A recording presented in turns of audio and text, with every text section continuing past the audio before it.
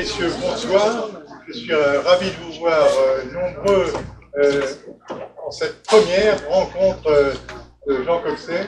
Ça fait un moment qu'on avait dans l'idée de faire quelque chose, un événement qui nous permette de nous rassembler, de réfléchir ensemble. Et on a trouvé une remarquable occasion, c'était la parution de ce livre écrit par Xavier Bouchereau et Jean-Pierre Lebrun. Et c'est Émile Rakovitch, qui est ici à ma droite, qui est psychiatre dans un de nos établissements, dans deux de nos établissements, euh, qui a fait le lien avec les deux auteurs. Et je suis ravi donc de vous proposer ce soir de les entendre nous présenter leurs réflexions communes. Je suis surtout ravi d'être finalement l'occasion d'un événement inattendu. C'est le fait que c'est la première fois que ces deux auteurs se rencontrent en présentiel. Voilà. Ils ont réussi à se repérer. Ils ont réussi à partager leurs interrogations. Ils ont réussi à partager leurs besoins d'échange, de dialogue, leur besoin de produire quelque chose en commun. Et ils ont réussi à le faire grâce aux moyens modernes que nous offrent les transmissions en visio, en je sais pas quoi, en mail, en tout ce que vous voulez. Et puis, ils ont produit un écrit. Et aujourd'hui, ils se rencontrent. J'espère qu'ils vont aller dîner ensemble quand même. Et, et pour parfaire en quelque sorte ce lien qui, sans aucun doute, au-delà de l'union intellectuelle, est devenu sans doute plus chaleureux au fur et à mesure du temps, si on en juge en tout cas par l'intérêt de leur production. De nos jours, on n'arrête pas d'entendre dire que les choses sont complexes, que la société change. Alors c'est vrai, bon, entre nous soit dit, la société a toujours changé. Il est possible qu'elle change un peu plus vite que les hommes sont capables d'assimiler le changement. Et là, il y a sans doute un hiatus, mais il y a toujours eu des changements dans l'attitude des parents, dans la façon dont les parents eux-mêmes s'intègrent à la société et donc en conséquence dans leur attitude par rapport aux enfants, l'attitude des mineurs entre eux. Aujourd'hui, les choses paraissent, disons, plus difficiles. Euh, la famille semble avoir changé, elle a changé. La vie en société a changé. L'expression politique elle-même change de façon substantielle. Je m'abstiendrai de toute qualification de valeur. Et au milieu de tous ces changements, ben, nous avons à exercer le travail social. Et ce travail social, il emploie volontiers des mots pour lesquels j'ai un goût modéré. Oh, les cas complexes, les choses sont complexes. Quand on dit complexe, on est à la limite de dire je comprends pas. Euh, et puis alors, le pire des mots encore, c'est compliqué. Vous remarquerez qu'aujourd'hui, on ne vous dit pas je ne peux pas le faire, c'est pas possible. On vous dit ça va être compliqué. Hein, et vous devez entendre qu'il ne va rien se passer. Alors nous, dans le travail social, je crois qu'on n'est pas dans ces choses-là. Quand on voit du complexe, on veut comprendre.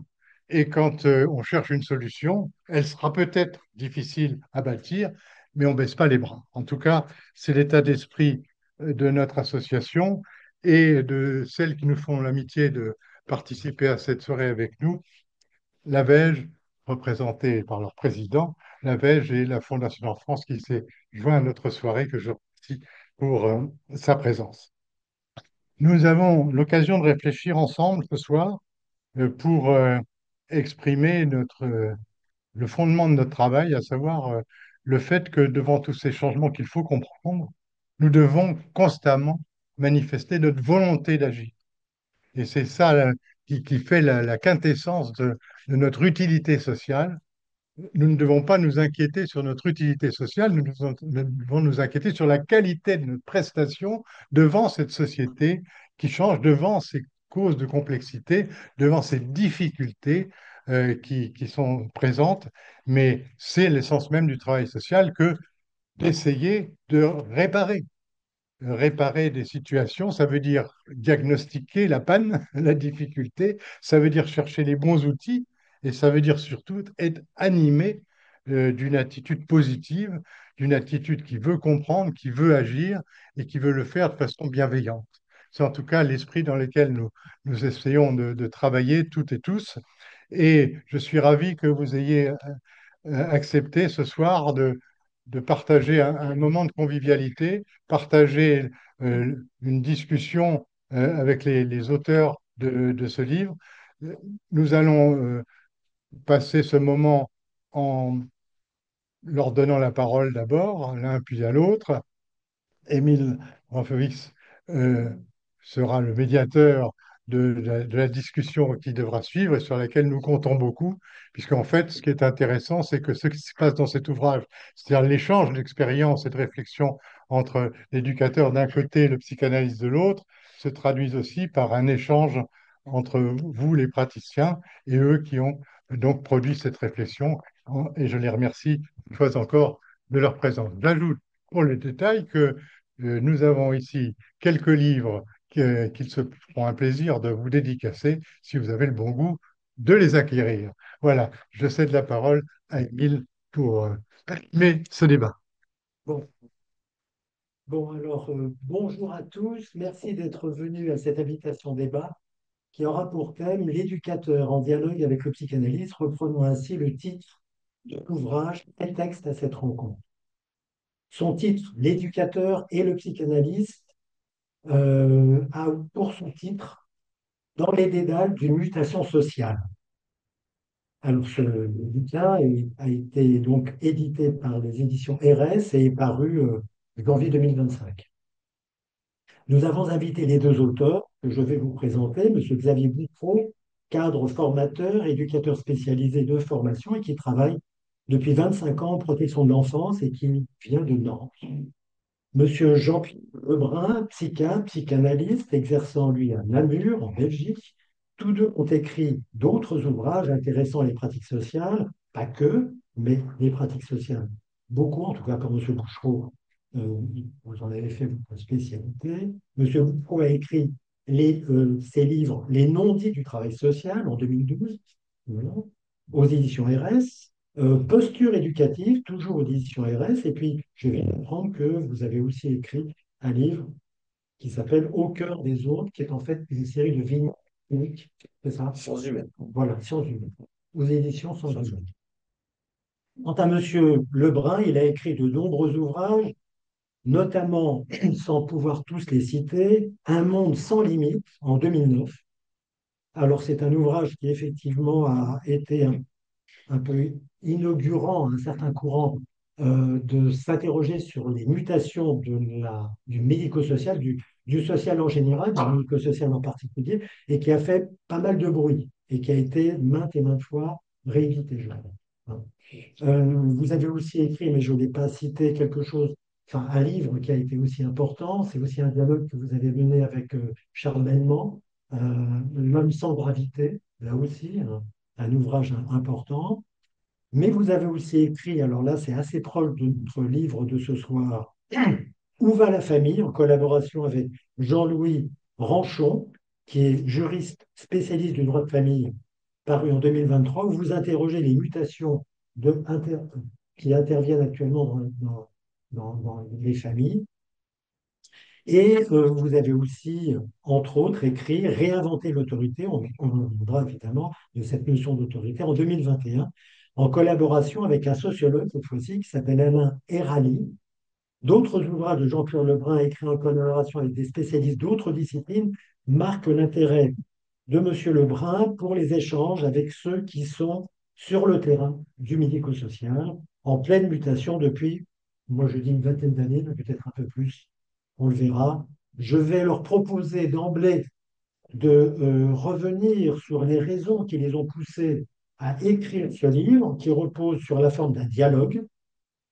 Et ensuite, nous nous lancerons ensemble, c'est-à-dire l'ensemble de la salle et puis nos invités et moi-même, par le jeu de questions-réponses, étant entendu que ce type de rencontre est d'abord envisagé comme un lieu de débat, de dialogue. comme le livre nous y invite.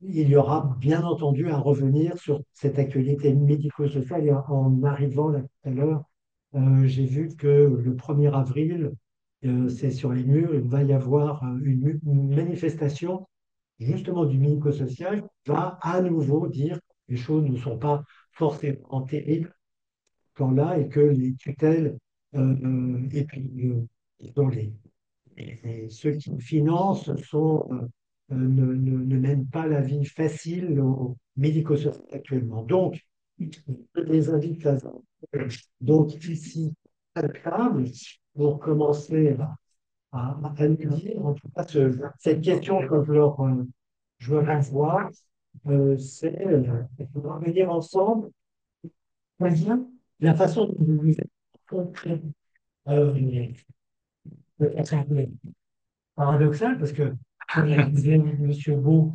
c'est un livre écrit par les nouvelles technologies, Hein. c'est-à-dire par le biais de la Zoom. Et là, vous vous rencontrez vraiment. Et donc, peut-être surgira un autre dialogue d'un autre type, Peut-être. parce que le ici et maintenant introduit, bien entendu, une dimension que le Zoom retire, bien entendu. Donc, je vous passe d'emblée la parole et puis je vous remercie d'avoir répondu favorablement à cette invitation. C'est un plaisir. Peut-être j'explique, Monsieur Lebrun, la manière dont ce livre est né, en fait. C'est une sollicitation de ma part, hein. En fait, je suis comme vous, hein, je suis chef de service donc et formateur et je constate que c'est difficile en ce moment le travail social, mais ça date pas d'aujourd'hui, ça fait une vingtaine, une trentaine d'années que moi je vois les choses un peu changer et, et voilà, et je constate, ça va? Ouais, Non, parce qu'en voilà. plus, c'est Et ce qui me frappe, c'est qu'à chaque fois à la fois dans mes propres équipes, mais aussi dans les équipes que je rencontre à l'extérieur, c'est la notion qui passe, c'est la perte de sens. Voilà. On perd le sens du travail, on ne sait pas trop où on va, on ne sait plus où on va, on perd de valeur, on fait des choses comme ça qui viennent en disant parfois c'est complexe et donc on a du mal à dire de quoi il retourne. Et je me suis dit que c'était intéressant qu'on s'en arrête pas là parce que la plainte, bah, ça suffit pas en fait. Hein, il faut essayer de comprendre ce qui nous arrive pour aller plus loin et puis peut-être pour trouver autre chose, pour trouver d'autres pistes, peut-être faire du travail social un petit peu différemment, sans perdre notre histoire, nos origines et ce qui nous a fondés. Mais on ne peut pas en permanence être dans la nostalgie en fait. Il faut essayer de comprendre ce qui nous arrive. Et donc, en fait, j'ai décidé d'interpeller. J'ai envoyé un mail très clairement. Je vais vous le dire comment ça s'est passé. Je veux dire, il y a 20 ans, j'ai rencontré Jean-Pierre Lebrun. J'ai lu Un monde sans limite. J'ai trouvé ça génial. Ça m'a éclairé sur ma pratique. Il a une vision, c'est voilà, un psychanalyste qui parle de ma pratique, qui parle du métier. Je l'avais rencontré, mais en tant que vous étiez conférencier, moi j'étais dans la salle. Voilà. Et, j'étais avec mon épouse à l'époque, d'ailleurs. Et on se dit, ben, voilà, ce monsieur il nous dit qu'on est important, que, il a écrit plein de bouquins et il nous dit on a un savoir, on peut en discuter et qu'on a quelque chose à dire de nos métiers, on a quelque chose à dire des gamins qu'on accompagne, on a quelque chose à dire du lien social. Voilà. Moi, j'étais tout jeune éducateur, hein. Et ben, 20 ans après, je lui ai fait un petit mail, j'avais écrit des livres, et je lui ai dit, voilà, Monsieur Lebrun, est-ce que vous accepteriez d'écrire un livre avec moi? Il y a plein de choses qui me travaillent, vos théories m'intéressent. Est-ce qu'on peut entrer en dialogue ensemble, moi de ma place, avec ma clinique de la rencontre, ma clinique du quotidien, et vous à partir de de vos théories, vos réflexions de psychanalyste qui vous êtes beaucoup intéressé à la question sociale, avec une vision quand même très anthropologique de la psychanalyse. Voilà un peu comment. Et il m'a répondu tout de suite en fait. Il m'a répondu dans la journée, je crois. Voilà, donc et on a commencé comme ça. Alors ça ouvre une nouvelle en fait pour finir et je vais passer la parole à Jean-Pierre Lebrun pour qu'il explique un petit peu sa réflexion et ses thèses, hein, parce que c'est comme ça part des thèses de Jean-Pierre Lebrun quand même, il faut le dire. L'ouvrage est le premier d'une collection qu'on va ouvrir et que je vais diriger en fait avec le soutien des éditions RS que je remercie, qui s'appelle Second Souffle. Et Second Souffle, c'est le second souffle du travail social. Voilà, il faut qu'on pense ensemble. Voilà, pas les éducateurs d'un côté, pas les cadres d'un côté, pas les psychanalystes ou les psychologues d'un côté. Tous ensemble, il faut qu'on réfléchisse à ce qui nous arrive. Voilà, il n'y a pas de responsable, il y a juste une nouvelle complexité et une nouvelle réalité à penser. Pour pas reprendre complexité, j'ai bien compris. Hein. Mais en tout cas, une réalité qui est nouvelle et il faut qu'on la comprenne. Et pour moi, le plus important là, c'était de prendre quelqu'un qui avait pensé cette question-là. Mais Jean-Pierre Lebin, vous la pensez depuis 30 ans, quoi. Voilà, je crois. Oui, Hein. j'essaye. Merci à vous, en tout cas, Xavier, de dire ce que vous dites, mais aussi de m'avoir proposé ça en son temps, parce que j'ai trouvé ça tout à fait intéressant, surtout que j'avais une impression tout de suite, en vous écoutant, que vous donniez, vous, le sentiment que les lectures que j'avais vous, vous aidaient à interpréter, à saisir dans quels enjeux vous étiez pris. Et ça m'a semblé tout de suite très important parce que je voudrais longtemps raconter les avatars qui ont été les miens à partir de ce livre qui a fait date, ça c'est sûr, mais en même temps qui a été l'objet de critiques très virulentes du côté des analystes parce qu'ils m'ont dit mais c'est pas un analyste, c'est un sociologue, que j'ai rien de la sociologie moi. Du côté des autres qui étaient actuellement dans la perspective de vouloir à tout prix faire tomber le père, pour aller vite comme ça, pour le dire très rapidement. Et puis nous voilà que aujourd'hui, 25 ans après, il y a quelqu'un qui vient me dire, mais vous savez ce que vous avez dit publiquement, ça m'a servi à ma pratique.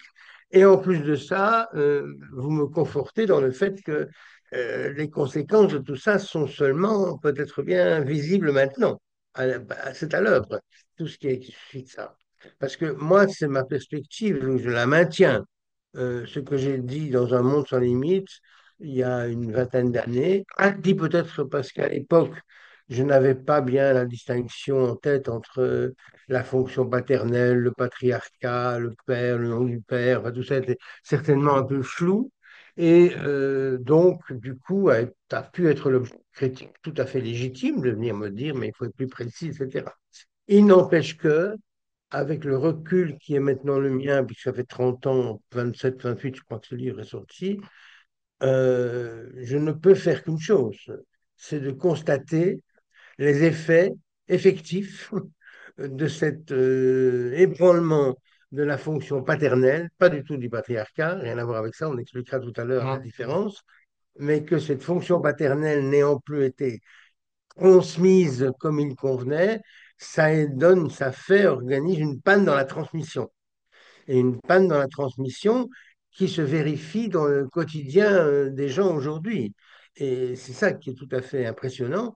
Et j'irais aussi d'ailleurs dire ça en plus, c'est que il faut travailler absolument. Je ne suis pas tout à fait d'accord avec la lecture que vous avez faite tout à l'heure là, parce que je pense qu'il y a une véritable importante mutation sociétale. Bien sûr, elle est juste, comme vous le dites, ça va trop vite. Ça, c'est tout à fait juste. Mais il y a plus que ça. Il y a que vraiment, on est en train de changer complètement notre organisation du monde social. Et on peut la dire facilement. Je vous donne cette lecture-là parce que je trouve que c'est celle qui, moi, me parle le plus, que je dois essentiellement d'ailleurs à Marcel Gauchet, je vous le dis tout de suite, mais qui est de dire que dans le monde d'hier, on avait implicitement une conception verticale. Il y avait une pyramide, il y avait la société organisée par la religion, donc au-dessus, là-bas, il y avait Dieu. Aujourd'hui, comme le dit très bien le livre de Richard Malka, l'avocat de ceux qui... C'est avec il a nommé son livre Après Dieu. Ben oui, on est après Dieu. Il n'y a plus ce Dieu-là, il n'est plus à cette place-là. Et il n'y a plus du coup la légitimité pour tous ceux qui dirigent de pouvoir se référer à cette place-là, implicitement. Donc voilà la grande mutation, parce que aujourd'hui, nous nous voyons et nous nous percevons, et c'est pas du tout négatif de le penser comme ça, comme en évolution, parce que nous sommes beaucoup plus sensibles à l'horizontalité, à l'égalité, à l'égal respect, à toutes ces choses-là. C'est très déterminant pour nous dans le sur-nous, comme je l'appelle moi.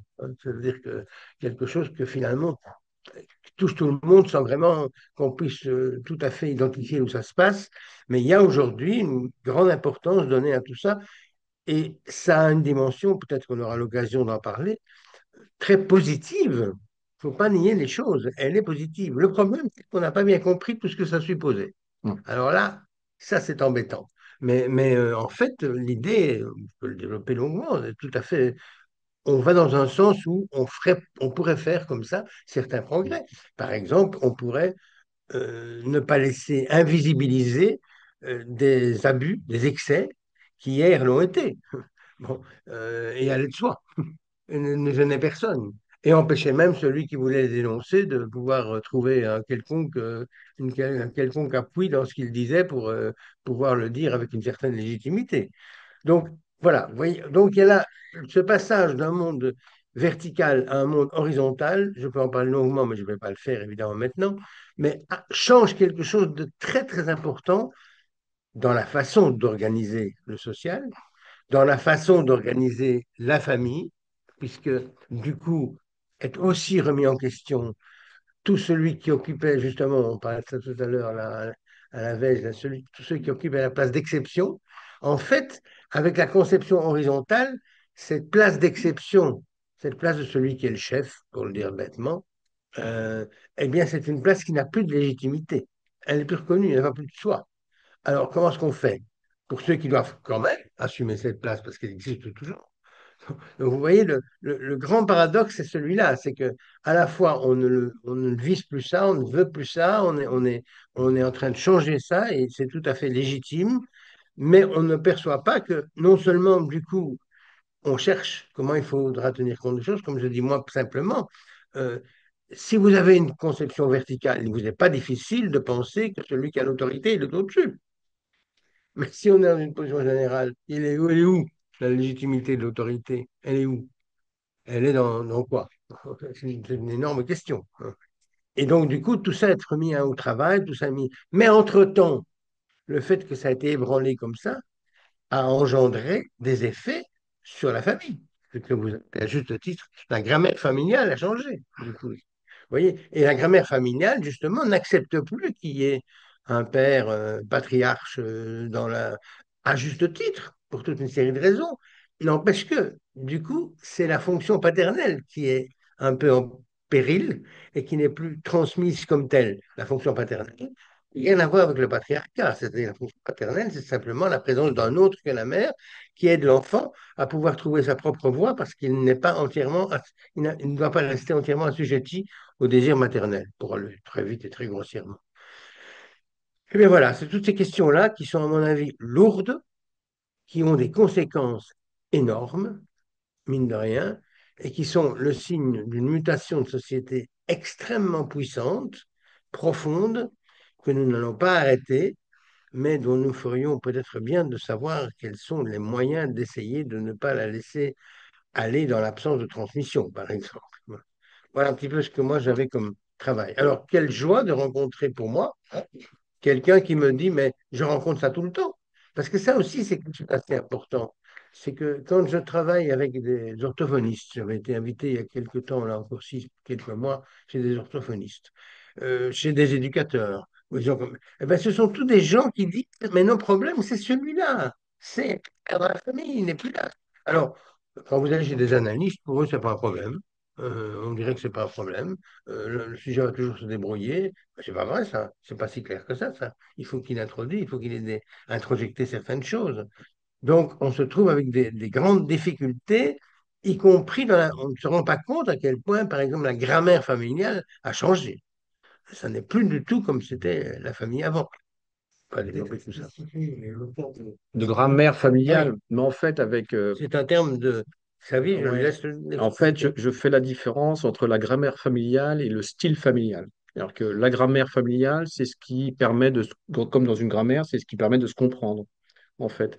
Et ce sont ce qui permet, moi, dans la grammaire, on va avoir tout ce qui est les processus de différenciation, en fait, hein, la différence des places, la différence des générations, la différence des sexes. Voilà, ça permet de se structurer, mais la manière de l'exprimer, elle peut prendre plein de styles différents. Moi, je me suis aperçu dans ma pratique, et il y a des éducateurs qui sont là, euh, qu'il peut y avoir des gens qui sont tout à fait, qui ont un style laxiste, par exemple, voilà, et ça va très bien marcher. D'autres vont être très autoritaires et ça va très bien marcher. Et ce dont je me suis aperçu, c'est qu'en fait, les deux, ils avaient la même grammaire, mais ils n'avaient pas le même style. Voilà, ils avaient pas, il y a plein de styles parentaux différents. Par contre, il y avait une grammaire commune. Et ce que je m'apercevais, ce dont j'avais l'intuition, et c'était pour ça l'échange avec Jean-Pierre Lebrun, c'est que cette grammaire était en train de changer. C'est-à-dire que, alors, c'est-à-dire que la fonction paternelle, moi je l'appelle la fonction métaphorique, hein, pour pas de ma place, parce que je vois bien que les configurations familiales changent. Il n'empêche que faire tiers entre la figure d'attachement et son enfant, c'est fondamental. Voilà. Quel que soit, on pourrait le dire que quelles que soient les configurations familiales, s'il y a deux figures d'attachement, mais qui se contentent d'être dans l'amour sans condition, comme pour reprendre vos propos, Jean-Pierre Lebrun, bah, ça marche pas. Il faut bien qu'il y ait de l'amour sous condition, c'est-à-dire qu'il y en a un des deux qui vient de dire bah, l'enfant, il n'est pas tout à toi et cette figure d'attachement n'est pas tout à toi. Voilà. C'est- Et, et c'est ça, hein, d'où naît la verticalité, parce qu'avant, cette conception-là, elle était bâtie sur le patriarcat, disons-le clairement. Le patriarcat, on le sait très bien, engagé des logiques de domination sociale et on confond parfois, et je pense que la mauvaise lecture de Jean-Pierre Lebrun, c'est de confondre patriarcat et fonction paternelle. Voilà. Vous me dites, hein, Jean-Pierre, euh, le patriarcat a été l'ossature de la fonction paternelle pendant des années. Ça a produit des effets dévastateurs, notamment sur les femmes. On enlève le patriarcat. Est-ce qu'on se débarrasse de la fonction paternelle, ce que moi je nomme la fonction métaphorique? Ben non, parce que ça va produire des dégâts en fait. C'est-à-dire qu'on va changer la grammaire familiale et on va se retrouver avec des symptômes tout à fait particuliers. Donc on en parle longuement dans le livre, hein, au niveau familial, mais au niveau aussi des institutions. Hein. Le rapport à la hiérarchie, le rapport au cadre, le rapport à la règle, il n'est pas le même. Il faut qu'on reconstruise quelque chose en fait. Il ne faut pas se contenter de dire que ça marche. Voilà. Donc, euh, on est dans un moment où on veut se débarrasser d'un modèle, à juste titre, parce qu'il a eu des dérives et des écueils. Mais je pense, et c'est ça où nous interpelle Jean-Pierre Lebrun, on peut être d'accord ou pas d'accord, mais il nous interpelle là-dessus, et moi je trouve ça intéressant de dire, euh, mais on remplace par quoi? On passe par quoi? Et en fait, on veut se débarrasser de quelque chose sans se poser la question, par quoi on le remplace? C'est-à-dire que le désir d'égalité, par exemple, c'est pas suffisant. Voilà, c'est pas suffisant. Je ne sais pas si je suis clair dans ce que je dis, hein. Et donc, on déplie ça avec Jean-Pierre Lebrun, on déplie ça de la famille au niveau social, au niveau familial, au niveau institutionnel. Parce qu'en fait, les mêmes effets, enfin, les mêmes causes produisent des effets différents à différents niveaux de la société. Voilà, Mhm. voilà. Voilà un petit peu Oui, comment je peux et l'un expliquer. des effets sur lesquels moi j'insiste, c'est qu'avec ce passage, ce discrédit jeté sur le patriarcat et cette supposition du lien que dès qu'il y aurait du père, c'est du patriarcal dont il Ouais. s'agit, alors que le patriarcat, c'est une organisation Qui est collective, social? justement construite avec le père est tout à fait au-dessus en position théologique, disons. Voilà, c'est ça Ouais, le c'est patriarcat. ça. La fonction paternelle, ça n'a rien à voir avec ça. Mais ce qui se passe, c'est que si, au nom du patriarcat, on vient délégitimer la fonction paternelle, croyant qu'il faut se débarrasser, comme le as dit un titre de livre qui m'a été particulièrement agressif à mon égard, le fin du dogme paternel, mais il avait raison, fin du dogme paternel. Mais la fin du dogme paternel a été entendue d'une telle façon qu'il fallait supprimer la fonction paternelle. Bon. Et ça, c'est très, très embêtant. Parce que, du coup, qu'est-ce qui s'est passé? Et je pense qu'il faut le reconnaître. Nous sommes, du coup, la première société au monde qui ne demande plus aux enfants de grandir dans leur tête. On peut les laisser dans la position de toute puissance imaginaire qui est la leur et qui est normale d'avoir pour un enfant, mais à laquelle il faut qu'il renonce petit à petit, à laquelle il faut quand même qu'il accepte que c'est pas comme ça qu'on peut fonctionner dans l'existence. Eh bien, c'est des choses qui aujourd'hui, ce serait très curieux de devoir constater que ça n'est plus transmis, justement, qu'il y a une limite à mettre. Les limites sont à jour à mettre. Pas des limites qui sont d'emblée lues comme des limites aujourd'hui répressives. Parce que c'est comme ça aujourd'hui. Si vous mettez une limite, si vous dites non, c'est que vous réprimez quelque chose. Mais c'est pas vrai du tout. Il y a des noms qui sont structurants. Il y a des limites qui sont structurantes. Les thérapeutes, les psychologues, les orthophonistes qui parlent des enfants qui arrivent dans leur cabinet en hurlant, en montant partout sur les tables, en étant absolument pas contenants, c'est de l'angoisse de l'enfant, tellement il n'a aucune limite qui lui est mise.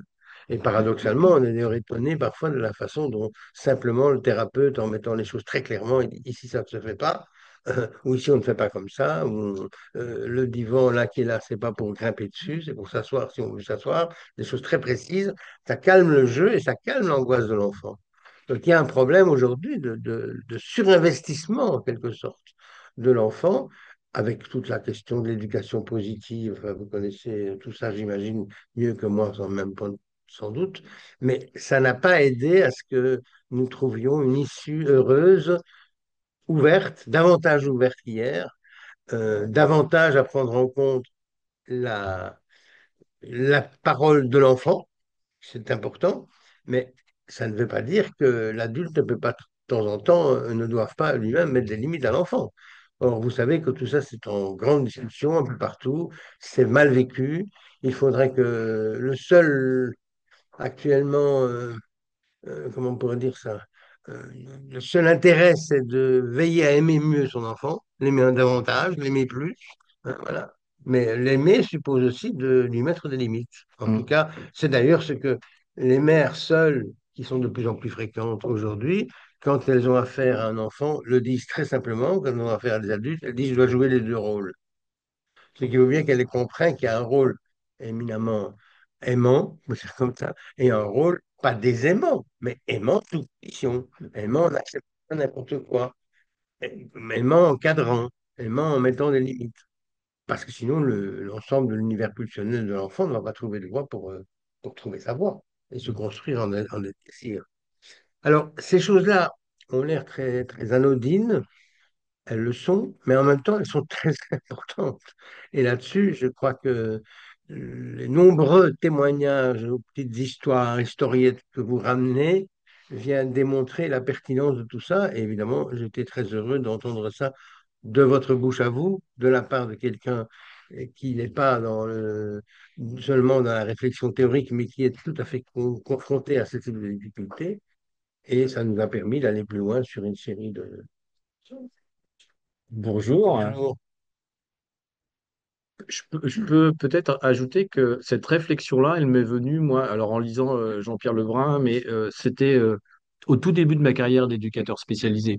J'étais, quand j'étais en stage d'éducateur spécialisé, et comme il y a des, je sais pas s'il y a des stagiaires dans la salle, ils font un mémoire. Ah, j'en vois une là-bas. Ils font un mémoire, et mon mémoire était sur euh, le rapport à la loi des jeunes issus de l'immigration. Voilà.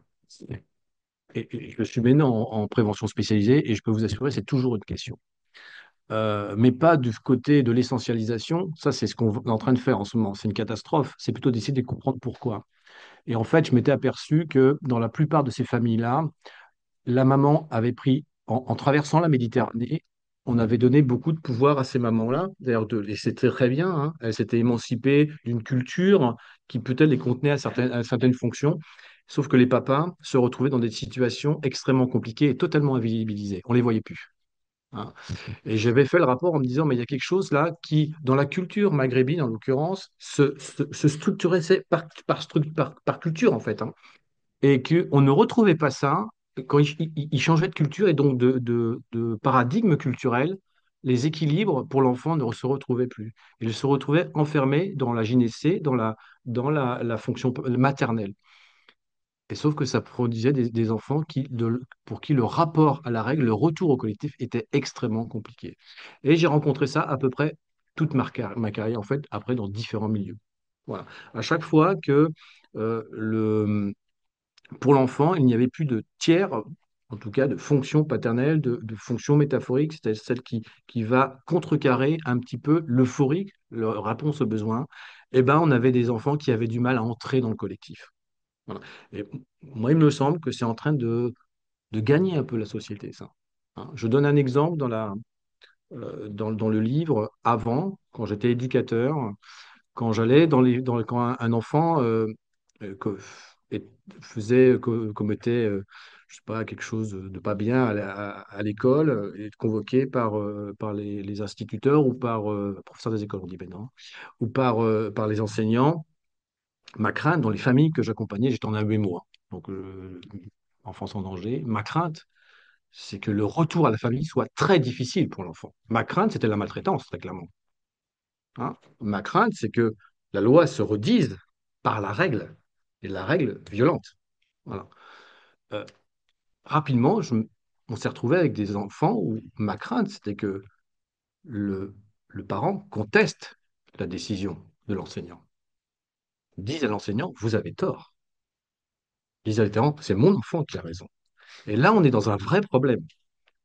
Ça n'empêche pas que c'était très grave, ce qui se passait. On a même des fois les deux, hein. Hein. Ce qui se passait avant, qu'on avait c'était très grave. Mais le fait est que tester la parole de l'enseignant au nom de bien-être de l'enfant, ça fait que des enfants, ils n'entrent plus en collectif, en fait. Ils n'intègrent plus la question de vivre ensemble. Hein. Donc il y a sûrement un déséquilibre à trouver en tout ça. Mais on est en train de passer d'un modèle à un autre et on navigue là un petit peu à vue, mais on va trouver, hein. Moi, je suis convaincu, hein. Voilà. Je ne sais pas si c'est éclairant. Encore, on échange un peu Ouais, d'avant, on va. euh, qu'il ne faut pas entendre ça comme une évolution négative. Non. Il faut l'entendre comme une évolution positive. Moi, je ne comprends pas quand des collègues disent, mais de toute façon, tout est toujours la même chose, difficulté. Écoutez, non, hein. Il y a un siècle, les enfants, ils allaient travailler jusqu'à 10 ans dans les mines. Bah oui. Bon, il y a des tas d'évolutions positives au niveau social qui ont eu lieu. Et le vœu de faire tomber la figure paternelle, patriarcale, avait aussi le vœu, par exemple, les mutineries de 17 sont des mutineries qui s'étaient opposées à ce que les généraux envoyaient les soldats à la bataille uniquement pour leur gloire, pour rien d'autre. Prenons Weinstein là, avec l'abus qu'il faisait de toutes les femmes Ah qui oui. passaient dans son canapé pour préparer des rôles. Écoutez, ça suffit. Moi, j'ai commencé ma carrière, j'avais deux patients. Encore le droit de cuissage, ça existait. Il y a 50 ans, ça existait encore. Dans une ville comme Namur, le droit de cuissage existait. Il y a eu une femme qui était mise à mal avec ça, qui était une patiente. Et j'ai eu le mal de faire mal avec ça aussi. Mais ça existait. Donc, que désormais, collectivement, nous voulions arrêter ça, nous essayons d'en faire mieux. Et c'est tout à fait heureux, bénéfique. C'est un projet positif. Alors, où est le problème? Eh bien, le problème, c'est qu'on n'a pas voulu entendre qu'en s'attaquant comme ça au modèle patriarcal, on risquait aussi de déstructurer la fonction paternelle qui avait besoin non pas de la fonction patriarcale, mais qui avait besoin d'une reconnaissance en dehors de la mère. Parce que le propre d'une fonction paternelle, elle ne peut pas s'exercer. Elle a besoin, pour pouvoir s'exercer, de la parole de la mère, qui reconnaisse que c'est toi le père, voilà. Et une fois que ça a été dit, il faut que le père trouve un appui ailleurs que dans la mère pour ne pas justement être lui-même complètement asservi au maternel. Donc, c'est quelque chose qui fait aussi. Mais là, on ne s'est pas rendu compte que, à force de crier, il fallait tout le temps s'opposer au père, s'opposer au patriarche. Bon, fin du dogme paternel, il fallait l'énoncer. Les psychanalystes sont des gens qui ont intellectuellement sont souvent très, très, très défensif de la singularité d'un chacun, et c'est à juste titre. N'empêche que dans certains cas, la singularité n'est pas compatible avec l'ordre social ou avec des choses à quoi il faut quand même mettre des limites. Bon, vous voyez, donc c'est tout ça il faudrait qu'on arrive à pouvoir penser. Nous n'avons pas fait une erreur en disant on s'est trompé de vers où on voulait aller. Non, non, on s'est trompé parce qu'on n'a pas pris l'entièreté de la mesure du problème. Et 30, 40 ans après, nous nous trouvons, parce que tout ça a été fait, vous n'avez pas été informé de la révolution sociale qui a eu lieu, hein. Personne n'était informé, hein. On vous a jamais dit ça aujourd'hui, Dieu c'est fini. Maintenant, non, non, on n'a pas parlé de ça. C'était insidieux. Ça s'est passé petit à petit comme ça, mais c'est devenu très, très puissant, ce changement. Et du coup, ceux qui devaient essayer d'encore tenir des positions se sont retrouvés de plus en plus en difficulté. Parce que dans la logique d'une société organisée, je dis bien organisée selon le mode de la religion, ça ne vise absolument pas la religion en tant que croyance, hein. Une société organisée sur le modèle religieux, avec Dieu là au-dessus. Mais dans une société comme celle-là, l'autorité, l'altérité et l'antériorité vont de soi, de fait. Eh ben, le problème, c'est que dans une société organisée de manière égalitaire, l'autorité n'a plus de raison d'exister, ça va pas, comment est-ce qu'elle fait? L'altérité, non, on est tous les mêmes, et d'ailleurs vous savez qu'on se rejoint de moins, on fait tous des unités de même en même, quoi. Tous les mêmes se remettent ensemble. Et l'antériorité, pour moi, c'est la différence générationnelle, parent-enfant, eh bien, elle n'est plus tout à fait non plus à sa place. Là, c'est la modification de la grammaire familiale, comme vous l'appelez. Donc, s'il vous plaît, ne faisons pas de tout ça une sorte de on s'est trompé, on a été négativement, on n'a rien compris. Non, non, au contraire, c'est un vœu d'amélioration de l'existence collective là derrière. Mais c'est un vœu qui n'a pas pris la mesure de ce qu'on touchait à des points de la structure, de la construction civilistique. Ouais.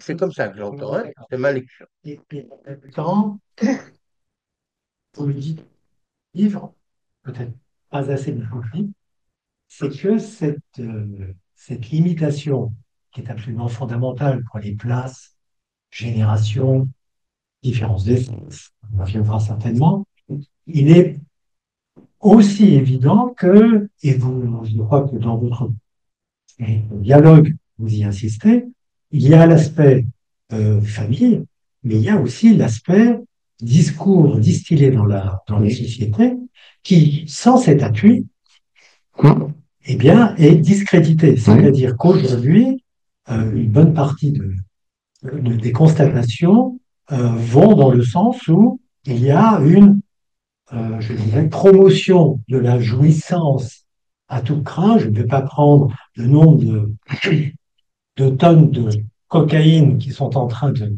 transiter par les ports et que chacun se réfère à effectivement les chiffres astronomiques qui aujourd'hui viennent de signer, il y a effectivement la pousse à la consommation, pousse à la jouissance à travers nous avons dans une poche qui nous attirent tant et qui effectivement viennent un peu nuit et jour tant qu'il y a alimenté cette espèce de consommation. D'ailleurs, dans les foyers, il est extrêmement difficile de demander à ces jeunes gens de bien vouloir rétrocéder leur téléphone portable. Sinon, on a la merveilleuse rencontre d'ados qui se lèvent à midi ou pas d'heure parce qu'ils viennent de passer une nuit sans sommeil, accrochés à ces objets poussé par une certaine volonté sociale, je crois qu'il faut le dire, il y a une espèce de volonté comme ça, un discours néolibéral, on va le nommer comme ça,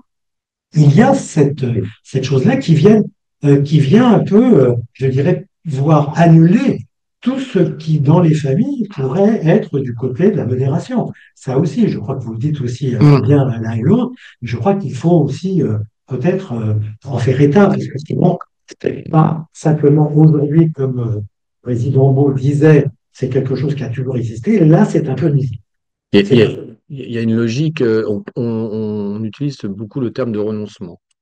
C'est-à-dire qu'il y a une logique pour vivre en société, de renoncer un peu à soi-même pour faire place à l'autre. Voilà. Et ça, dans une famille, eh ben, c'est le fait du fonctionnement familial. Ça fait partie de la grammaire. À un moment, l'enfant doit renoncer à sa figure d'attachement. Il doit donc renoncer pour s'ouvrir à d'autres. Mais il est aidé en cela par une autre personne, bon, qui occupe la fonction paternelle, d'après les termes de Jean-Pierre Lebrun, et qui va l'ouvrir à l'extérieur. Et ça, sauf que ça, nous, notre hypothèse, c'est que enfin, c'est l'hypothèse de Jean-Pierre Lebrun que je me rapproprie, euh, c'est mis à mal.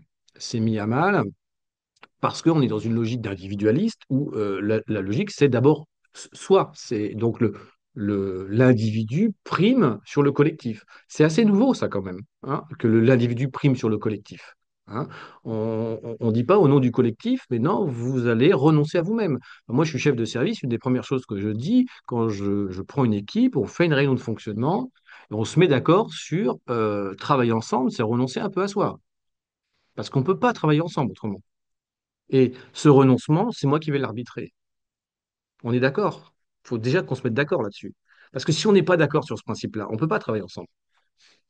Voilà. Bah, c'est pareil dans une famille, en fait. C'est pareil dans une institution. Sauf que ça, avant, ça allait de soi. C'est-à-dire, ça allait de soi. Moi, je fais partie d'une génération où, quand mon chef de service me disait quelque chose, je ne posais pas trop de questions, en fait. Je le faisais, en fait. Il m'a dit, oui, chef, quoi. Non, mais j'avais des très bons chefs de service, hein. Mais je fais partie de cette génération-là. Mais enfin, je sais pas s'il y a des chefs de service dans la salle, là.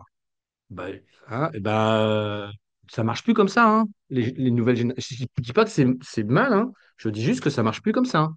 Sauf que ce qui marche toujours, hein, c'est qu'il faut qu'on travaille ensemble. Voilà. Et donc, il faut renoncer un peu à soi. Et donc, ça pose la question de l'autorité, là. Voilà. Qu'est-ce que l'autorité? Bah, l'autorité, elle s'appuie plus sur un discours construit par le haut. Ça marche plus, honnêtement. Enfin, ceux qui essayent, c'est bon courage, hein. Hein. Mais on peut pas s'en passer quand même, hein. On peut pas s'en passer quand même. Dans la famille, dans une institution, dans un collectif, on ne peut pas se passer. À un moment, il va bien falloir décider. Et, et ça, c'est mis à mal dans un discours collectif. C'est-à-dire qu'aujourd'hui, c'est l'individu. Et je vais donner un tout petit exemple. Regardez comment les Gilets jaunes, pour prendre un exemple connu par tout le monde, chaque fois qu'il y a quelqu'un qui a essayé de prendre le leadership, il a été évincé par les autres. Et ils sont morts de ça, en fait, dans l'idée qu'ils portaient. Ils sont morts du fait qu'à aucun moment, ils n'ont pu se mettre d'accord sur celui qui allait représenter les autres auprès d'une autre institution. Et à chaque fois qu'on a un sortait du groupe, pop, ça partait. Et de façon, et rappelez-vous, de façon violente, hein. C'était violent. Voilà. Parce qu'on est dans des rapports, parce qu'on dit avec Jean-Pierre Lebrun, moi je me nourris beaucoup de la théorie de Jean-Pierre Lebrun, c'est qu'on est sur euh, un défaut de symbolique, hein. Ce renoncement, il est permis par le symbolique, en fait. Et donc, à défaut de symbolique, eh ben, on est dans l'imaginaire, dans les face-à-face. Donc, on n'est plus dans, et moi, ça me préoccupe dans les institutions, on n'est plus dans des conflits et des oppositions, on risque d'être dans les affrontements. Et petite anecdote, je me permets de dévoiler un petit peu ce qu'on s'est dit, parce qu'il y a des choses qui apparaissent pas dans le livre, mais quand on a écrit en juin, on écrivait encore ce livre, on l'a fini en juillet, on discutait de ça en disant des fautes symboliques, vraiment des imaginaires qui prennent la place, et donc du coup des petits uns, les uns à côté des autres, vous utilisez cette formule-là, c'est-à-dire que on est les uns à côté des autres, puis ensemble, hein, dans un collectif. Le risque hein, de ça, c'est que c'est intenable, et on va avoir un retour en force des vieilles recettes. C'est en train d'arriver, hein. Des vieilles recettes. Alors que nous, on n'a jamais dit ça, hein. À aucun moment on dit il faut fournir en arrière. On n'est absolument pas nostalgique du passé. On dit juste que à vouloir se débarrasser de tout le passé, on ne prépare pas l'avenir et on prépare même un retour violent vers ce qui va et c'est ce qui est en train c'est ce qui est en train d'arriver quoi. Et on se le disait, on l'a pas écrit dans le bouquin. Voilà. On pourra continuer. Hein? On pourra continuer parce que ça va s'aggraver. Ouais. Il est plus pessimiste que moi, Hein. hein. Non, non, c'est pas du pessimisme. C'est de l'aggraver parce qu'elle est dans la logique, elle est partie. Et actuellement, on va même s'appuyer sur le numérique, que vous avez des choses comme ça, qui vont rendre encore plus d'une économie psychique particulière de se mettre en place. Et c'est pas la même chose. Vous voyez, il y a un point comme ça que je prends pour le moment comme un exemple type. Qu'est-ce que c'est que l'éducation, si ce n'est apprendre à être humain? Hmm. C'est comme ça. Qu'est-ce que ça recouvre d'être humain? Eh bien, figurez-vous que nous sommes les seuls animaux qui parlons, hein. Donc, c'est bien une distinction cruciale. Il n'y a que les animaux. Les bonobos, ils ne parlent pas. Ils vont mettre des sons et des choses, mais ce n'est pas de la parole. Ce n'est pas de l'échange de paroles. Pour parler, qu'est-ce qu'il faut, si chacun doit parler? Eh bien, pour parler, il faut avoir accepté qu'il n'y aura pas d'objet satisfaisant. L'objet satisfaisant, vous ne l'aurez pas. Vous ne le trouverez jamais. C'est une réalité que vous pouvez transmettre sans aucune difficulté à qui. Et donc, il faut faire la place à ça. Eh bien, aujourd'hui, figurez-vous que ce n'est pas ça du tout. Non, c'est Il y a un exemple, pour le moment, je ne sais pas s'il est en France, mais il y a une publicité au cinéma que j'ai adorée parce qu'elle était complètement exemplaire de ça. C'est un enfant qui a une planche à roulettes et qui veut faire du surf là, sur le sable. Oui, sur le sable. Et non, ça ne marche pas, donc il est triste, etc. Vous voyez sa mère qui observe la situation de loin. Vous l'avez aussi, hein, je vois. Et alors, elle lui trouve que elle a compris en commandant Amazon une planche, il pouvait avoir une planche le lendemain. Autrement dit, là où le travail de l'éducation doit être d'accepter qu'on n'aura pas l'objet, eh bien, aujourd'hui, le néolibéralisme et tout ce que ça suppose va, au contraire, sans arrêt, faire entendre qu'il y a un objet possible, quel objet possible. Pendant ce temps-là, le travail de deuil de cet objet ne se fait pas. Mm. Bon, hein, ça n'est pas, je ne suis ni contre les planches à roulettes, ni contre les planches à surfer. Hein. Mais vous voyez la logique qui est ça. Le privilège donné alors c'est curieux que ce soit justement une mère qui fasse ça. Hein. C'est-à-dire elle est pourvoyeuse, de. Enfin, vous voyez, tout là, c'est très fin tout ce qui se passe, c'est des petites choses, mais il se passe là-dedans de grandes choses, c'est-à-dire des choses qui préparent un adulte avec quoi il va devoir faire. Et quand aujourd'hui, vous évoquez la violence, on se demande, et à juste titre, on dit que la violence n'augmente pas, parce que les grands faits de violence, non, n'augmentent pas, on en a diminué. Mais par contre, on a une nouvelle violence qui vient, c'est que hier, vous avez de la violence contre un symbolique abusif, excessif. Aujourd'hui, vous avez une violence parce qu'il n'y a plus de symbolique. Et l'autorité, bien compris, c'est la meilleure manière de lutter contre les abus de pouvoir, si elle est bien comprise, pas si elle est utilisée à mauvais escient. Mais l'autorité en soi, avoir une autorité, c'est vous vous référez à une structure existante, à quelque chose qui vous dépasse, que vous estimez avoir, vous, la place et la charge de devoir le faire entendre à ceux qui font partie du groupe, que sais-je. Voilà, c'est ça. Ça, c'est une notion tout à fait importante, l'autorité. Et aujourd'hui, on voit bien comment, alors en France particulièrement, je peux me permettre de dire ça en Belgique, où ça ne va pas mieux, mais ça se présente tout à fait différemment. Mais en France, vous voyez bien, l'autorité, vous savez plus où elle est. Hein. Bon. Et du coup, qu'est-ce que ça amène? Des violentes des affrontements, jusque dans les paroles, mais même parfois plus que ça, entre gens qui ont, en principe, le, devraient avoir derrière eux toute une capacité de modérer ça. On ne discute plus aujourd'hui. Dans les débats télévisés, il n'y a plus de discussion. C'est des débats pour avoir raison. C'est ça qui compte, à tout prix. Il n'y a plus d'argumentation qui est donnée. Vous voyez comment tout ça devient, va poser des problèmes et en pose déjà d'ailleurs pas mal. Jean-Pierre Lebrun, diriez-vous, dans l'exemple de la publicité, on a jusqu'au bout. Vous savez comment s'appelle l'organisme les sociétés commerciales qui planchent Non. Amazon. Amazon, Oui, une Amazon. oui, distribue. Mais une Amazon, c'est tout de même dans la culture des femmes qui étaient entre elles et puis se passaient des hommes. Dans la culture, il faut savoir qu'une Amazon, c'est même très féticité. Vous voyez, donc peut-être que ce choix-là n'est pas non plus très anodin. Okay, on serait dans une société où il y aurait quelques Amazones qui apparaîtraient et en lieu et place peut-être sur une fonction paternelle. Alors là où nous en sommes, est-ce que vous avez déjà, parce que évidemment le principe de ce débat, c'est que ce que disent nos invités nourrissent et soient nourris par vos questions. Alors si vous avez d'ores et déjà quelques questions. Ou des remarques, réflexions. des propositions. Ouais. Oui, Lorenzo. Alors, merci pour cet exposé très large au niveau de la connaissance, au niveau de la discussion, parce que aborder la question anthropologique ouvre beaucoup de disciplines différentes, donc l'histoire, la philosophie. Et merci pour avoir précisé effectivement que ce parcours d'échéance du patriarcat est quelque chose qui commence déjà il y a plusieurs siècles. La philosophie reconnaît déjà avec Hobbes et Locke, les premiers philosophes qui ont commencé à mettre en question la notion de descendance divine du roi et la théorisation d'un État fait par les citoyens, donc le pacte social, donc on peut comparer à la grammaire familiale, quand les choses sont claires pour tout le monde.